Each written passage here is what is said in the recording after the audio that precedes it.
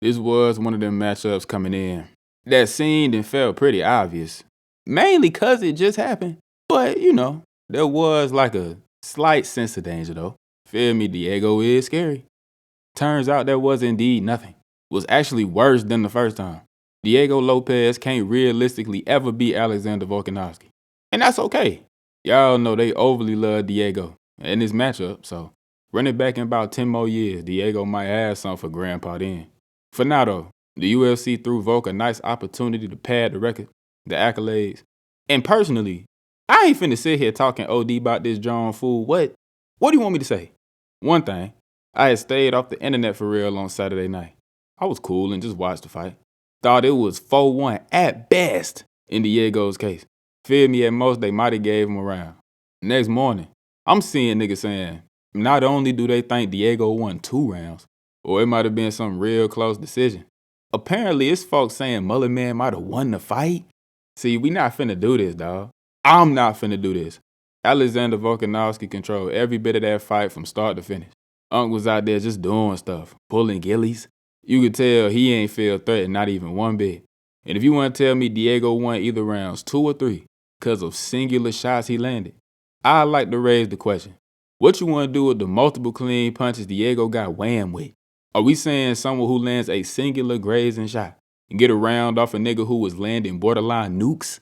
If we taking the judging criteria that literal, that singular shots outweigh multiple damaging blows, then the sport is already absolutely in the gutter, indubitably. One of the perks of letting the card breathe a little bit before I come forth. Movsar Evloev versus Lerone Murphy got announced for the back end of March. Pretty good timing considering that the champ just fought. Really, one of these boys should have been the one in there with Volk Saturday, but we ain't even gonna get started on that right now. We know what's up. Great matchmaking. I actually low-key think it's gonna be pretty entertaining too. Ain't did no crazy film study yet for it, but just off first thought, think I'm leaning towards Movsar. But we may or may not speak on it further in about a month. Cause for as great as I think this fight individually alone is, I seen the card and that joint is super turbo dog shit. What I seen was off Sherdog though. They bout order always seem to be off. And I think Sherdog is the only, well, hold on.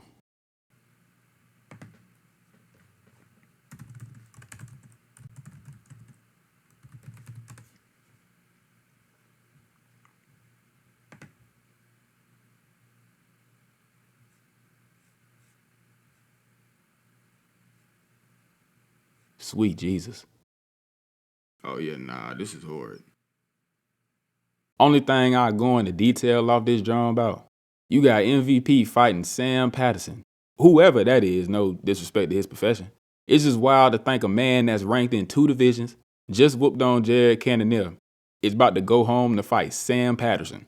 Okay, to move on from the featherweight business. To call a spade, Benoit Saint Denis ain't really that good.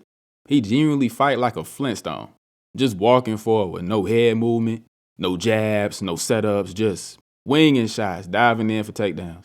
It was looking a little spooky for him the first couple minutes of the fight. I was like, hold on now. But he quickly did turn it around. His own kicks, specifically to the body, opened some things up. It was clear before the Dustin fight, but with what he brought to the table, I real deal do think his cap, ranking-wise, is right at that number 5 spot he's sitting at right now. Mauricio Hoofy absolutely nuked Fiziev. It was kind of sad to see my dog get mauled like that, but wasn't too surprising at the same time. Raphael's pressure was real cool. But the thing about it, when you committed to pressuring and moving forward like that, you put yourself in the line of fire to achieve your goal. That made you more vulnerable to jabs as a result. Okay, you'll eat you a few, that's regular. But Fiziev wasn't really moving his head at all. So when you combine that with the fact he's already kinda a plotter, he was just standing dead in front of a sharp counterpuncher. It was evident to me as I was watching that Hoofy was the better fighter, and it was only a matter of time before something catastrophic happened. Problem was early on, Hoofy wasn't really throwing his hands like I wanted him to though. If the fight had continued as it was unfolding, Fiziev probably would have won him the decision just because he was more active, and Hoofy hadn't landed nothing too crazy up till the point of the finish. Tatu Ivasa is extremely fat.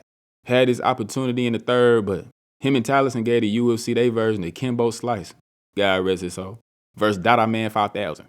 I wanted to be pissed at Tatu because, bruh, please just get up off this nigga and throw anything his direction. He's ready to perish.